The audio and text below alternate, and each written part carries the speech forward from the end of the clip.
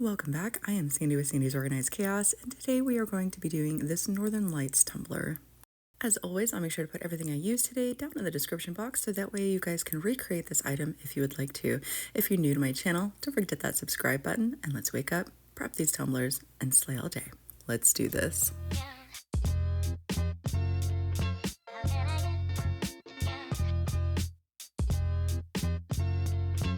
Starting off with the tumbler that we will be using today, this is actually a glow-in-the-dark tumbler. I've actually had this sitting in my cabinet for a really long time, and I'm like, what could I do with it? And I was like, you know what?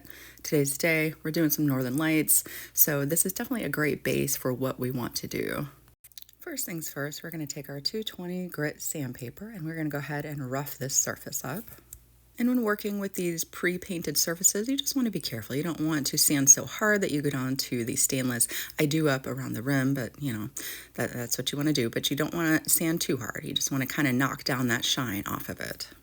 And then of course afterwards, you just want to rub it clean so that way you get off all that debris. So I don't know about you guys, but we've had some crazy weather, so I'm actually going to be using acrylic paint versus spray paint because I don't want to go out there and use spray paint. It's too cold. Okay, so we're going to take some black paint and we're going to take a chip brush and we are going to go ahead and paint the bottom and the top black. And the great part about this is it doesn't have to be perfect because it's going to blend into what we do over top, okay? So this is just getting our base started, you know, so that way we can lay our glitters over top. So all I'm going to do is just this brush stroke. That's it. I painted the bottom and then I'm just going to gently come through and you're going to bring that black up as far as you need it to. I want to make sure that I leave enough of a gap in the center because, you know, we want to add our glitters over top and give that layered effect with our glitters, which we'll talk more here in a minute. So I'm going to bring this up. Gosh, I think I did probably about 3 inches. That's probably what I did. This is kind of a smaller cup. So what is this? I think it was like a 16-ounce cup or something. It's kind of a smaller cup. So I didn't go up too far on it. So that's what I'm going to do on the bottom. Now I'm going to come through and do the top as well. So to get the top going, I'm going to go ahead and paint up the rim just like so. And then after I paint that rim, then we'll come through and do the brush stroke look just like I did with the bottom. And I'm just going to try to make it as even as I possibly can. It's super easy. I'm just very light-handedly doing this feathered look up at the top. And again, you can bring the top portion down a little bit more if you want to because this is essentially going to be our sky. And obviously the bottom is where the trees will be. So I'm going to go ahead and set that off to the side and let that dry fully. Of course, I'll come through and scrape up anything I didn't use back into my black here. And then I will make sure to wash all of my supplies off. Now the fun part, we get to play with some glitter. So what you want to do while that's drying is you want to go to your glitter cabinet or however you have your glitter and you want to look for the semi-transparent glitter. So anything that you can see through. You'll know that you can see through it because if you kind of turn it to the side and some of them kind of go to a different color. So this green turns to purple. So on the black, it'll turn purple, but on the white, it'll stay green. And the same thing with this. Now that doesn't shift. So don't look at that one. I actually don't end up using that one. But this one here, it's a purple that has like a pink hue to it. So that's all you want. You just want to go and look for your semi-transparent glitters. So this is a metallic, okay? That's you can tell the difference. See how you can't see through it? It doesn't look, you know, it's not transparent, all right? So you don't want to use those. So the only non-transparent glitter I'm going to use is December Sky. It's a black glitter, and that's going to be for the top and the bottom. That's the only metallic, holographic metallic I'm going to use. So here I'm going to show you, see, I'm going to switch over to this key lime because it shifts to pink versus the other one that didn't shift to anything. Now, I'm not going to end up using that color, but I just wanted to show it to you, okay? I like having a lot of glitter selections out on my table just in case I do feel like using them. I actually only ended up using, I think, 3 different glitters. That's it. So, but I did have a lot on my table, all right? So now the next thing we are going to do is we're going to go ahead and get our epoxy put onto our tumbler. You could use glue too. You don't have to use epoxy, but I chose the epoxy method today. But you just have to work fast if you're working with glue because we're going to be layering these glitters over top and you want to make sure that you give yourself enough time to work with your glitter. All right, first things first is we're going to go ahead and lay down our black glitter of our choice on the top and the bottom here. So I am not looking to do an ombre. I am just looking to fill up the bottom and I'm actually just going to bring it up the side just a little bit, but I'm not going to tip the tumbler to make it cascade. I just want that black on the very bottom. See, I'm not fully bringing it up. Okay, that's all I'm gonna do. Again, it doesn't have to be perfect because it's all gonna kind of blend together in the end anyway. So again, I'm gonna do the same thing around the top as well, not cascading it down the sides, just like that. I'm gonna go ahead and put that onto my turner. So I'm going more for that green look that you see whenever you see the Northern Lights. It's always like that beautiful green color. So I'm choosing this color called Vinca first.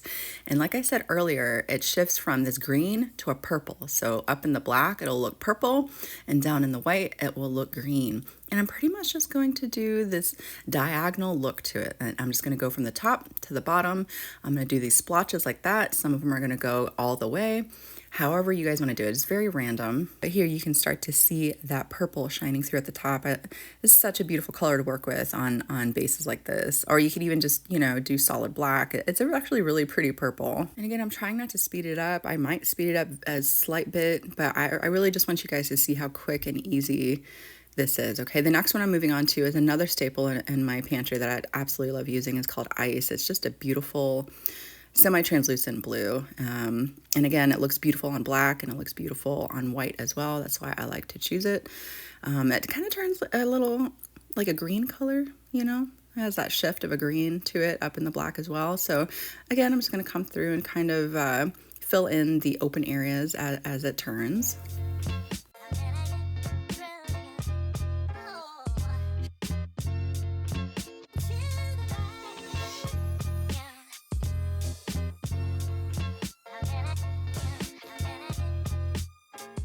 Now I do add a little bit of this Twilight Spritz, but it's really not needed. It's pretty, it really wasn't needed, no, though. Honestly, the ice and the Vinca was more than enough, and I am using a little bit of Cherish as well. So the Cherish was pretty too because it almost kind of looked like Galaxy, and kind of added a little bit of this silver sparkle to it. But if I had to choose like just two glitters, if I could only afford two glitters, I would definitely just do the Vinca and the ice.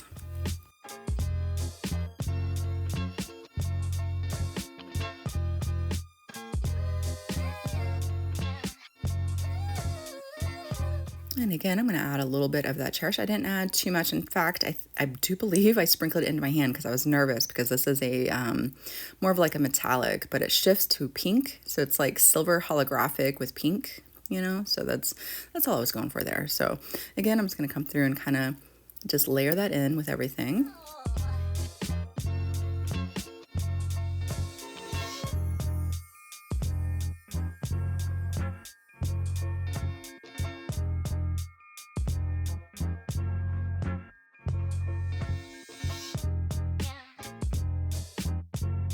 So I left some open gaps, and I'm going to come back through with the Vinca and the ice one more time and just fill in where I would like to. I'm just pretty much going to fill in with those two colors from here on out.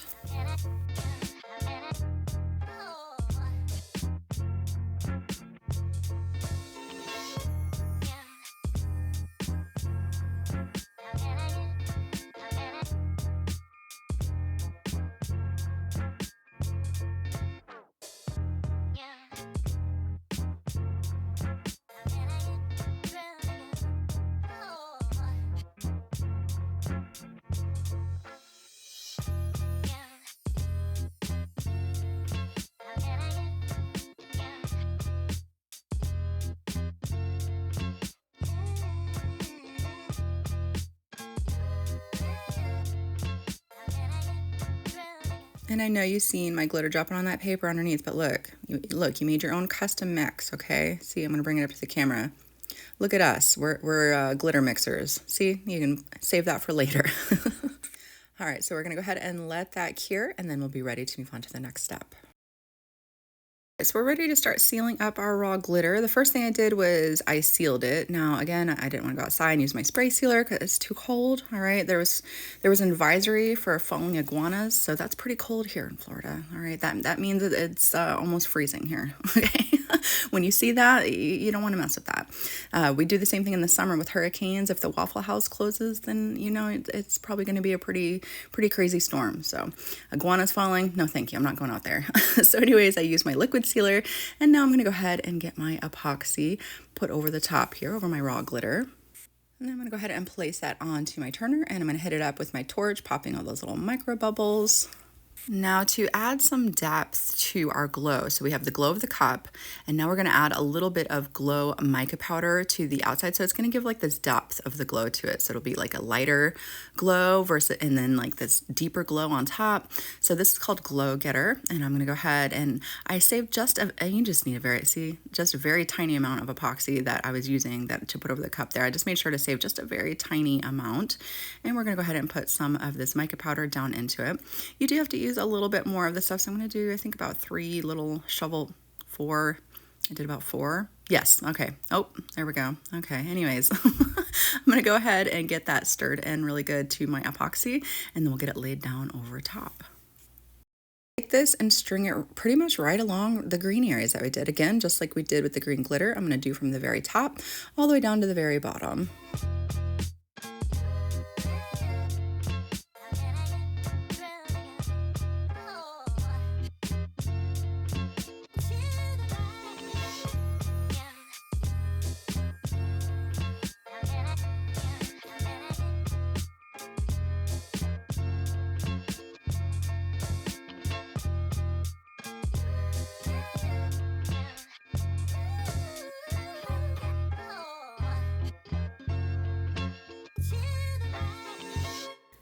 Then after I get that done, I'm just going to very light-handedly, I just wanted to streak it up a little bit, but then I decided that instead of doing that, I was going to hit it up with my torch and I'm going to tip it back and forth, which gave it more of like this natural swirly look to it versus me doing it with my fingers. And check it, we're going to take a UV light and we're just going to check and see how it's looking. I'm really liking that. I really like how it looks, you know, feathered and swirly already. Decided to go ahead and take it off the turner, okay, and then we're going to I'm going to let it drip back and forth, and then if it's not moving quick enough for me, I'm going to go ahead and take my torch and help it kind of shift a little bit more. You just want to be careful when using your torch because you don't want to actually accidentally scorch your epoxy. You just want to be very careful with it just to help it kind of move, and I'm just going to use my UV light to kind of watch it so that way, you know, I can get it to how I want it, you know, the swirls that I want into it. So I had it completely upright and then I turn it the other way and kind of do the same thing, just kind of moving everything around a little bit. And then I'm going to put it on my turner and check it. There we go. I'm going to go ahead and get those lights turned off. There we go. I like it. I think it looks really cool. You can see how it looks darker from the tumbler, and then it looks a lot brighter versus the micas that we added over top. So I really like that. It just gives it a nice depth to it. We're going to go ahead and let that cure, and then we'll be ready to move on to the next step. Now, there's no need to sand it right now because it's still kind of, it's not very deep with the epoxy. You could accidentally sand away your holographic glitters that are up around the rim there. So all I'm pretty much going to do is just scrape away any extra epoxy that got up around the rim. It just makes it so much easier if you do it as you go. Because the more it cures, the harder it's going to be. Okay, so do it while the epoxy is less than 24 hours old and should come right off. All right, so that's all I'm going to do in this process right now. All right, this next portion is not a paid anything. I bought these on my own and I just wanted to show you guys. I mean, unless Sharpie wants to, you know, reach out. Hey, Sharpie, you know, what's up? Anyways, I got these Sharpie creative markers because I needed new acrylic markers. And I was like, you know what? I'm going to give these Sharpies a go.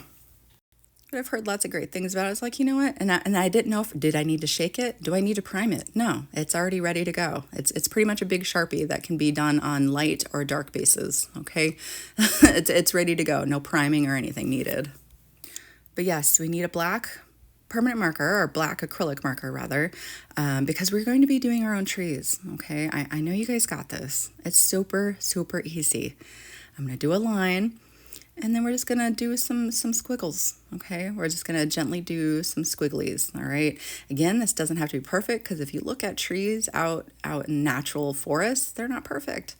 So see, I just did some squigglies, make it pointy at the top, a little bit bigger at the bottom, and there we go. And you're just going to do varying sizes in this. And I want you guys to keep in mind that we are going to come through and do another layer of this after the epoxy goes over top of everything. So these little trees are just, you know, for our background purposes, all right? So we're going to do some little ones.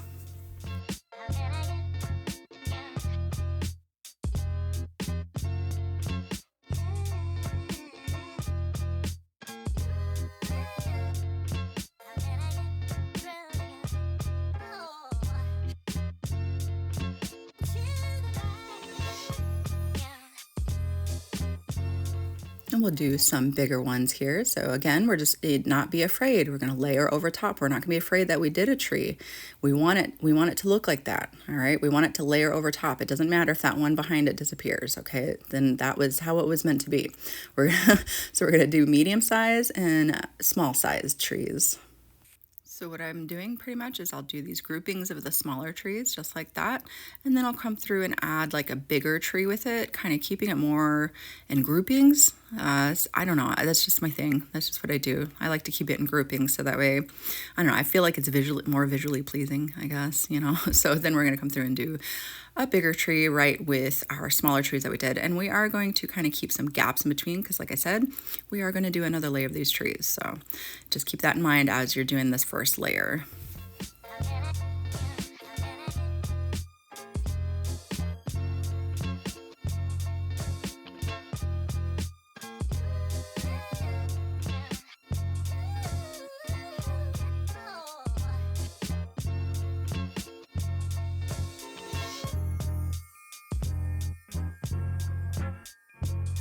And there we go. So we have our first layer of trees down. Love it. I think it's super duper cute. And also I wanted you to notice that it is wet, you know, as you go. So you just want to make sure you keep your hand up away from your trees so you don't accidentally smear them.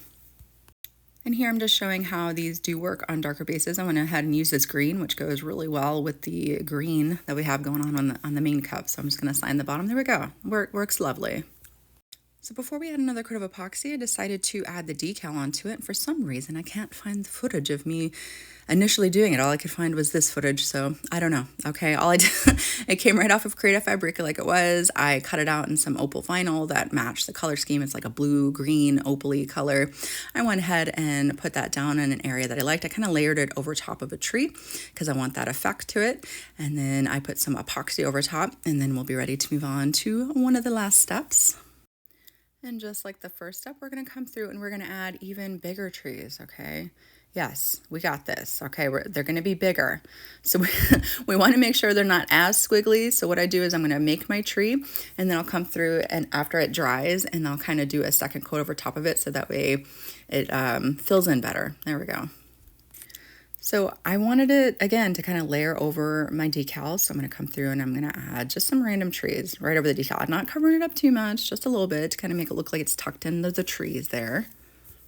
And then, of course, just some random ones around the back as well, just making them taller than the other ones, you know, just filling in until I like how it looks. Again, we're going to go over top of some of the other trees. And the great thing is honestly, if you don't like it, you can wipe this away. Just take some rubbing alcohol and a paper towel, spritz it down, and it'll wipe right off. Okay, guys? You just want to make sure you're working with cured epoxy. If it's still soft epoxy, it'll stain your epoxy. So you don't want that. If it's cured epoxy, you should be able to wipe it clean. I'm going to get this one little last guy right off to the side here. Again, he's just tucked in right up next to the decal there. And there we go. We're going to go ahead and let that dry. And then I'm going to add some shooting stars around the top because I'm feeling fancy. So I took the white marker from out of the set and I'm just going to do little dabbles all along the top there. Then for the shooting stars, I'm going to use just some acrylic paint and I have this little nail daughter tool and we're just going to make a little circle and then just its little stripies coming off the back end to look like a shooting star. This one's a little bit bigger than the other ones. The other ones are a lot smaller, but I don't know. I kind of wanted a bigger one for around the front, you know, so that's all you want to do for your little shooting stars. And I did come through and dabble down some yellow to go over top of it, but I kind of wish I would have added a dab of glue and then like glitter, you know, but it is what it is. So I did end up adding one of those bigger ones around the back and I didn't like it. So see, I took some rubbing alcohol. I'm going to take a paper towel and I'm going to easily wipe it away, trying not to touch my trees. I did, and there we go. So now all that's left to do is add our final finishing coats of epoxy and she is ready to go. Whether you take this design and duplicate it as is, or you take it and let it inspire you to create something that is completely your own, I hope that you guys had a lot of fun watching this tutorial today. Again, if you're new to my channel, don't forget to hit that subscribe button, and I'll see you guys next time.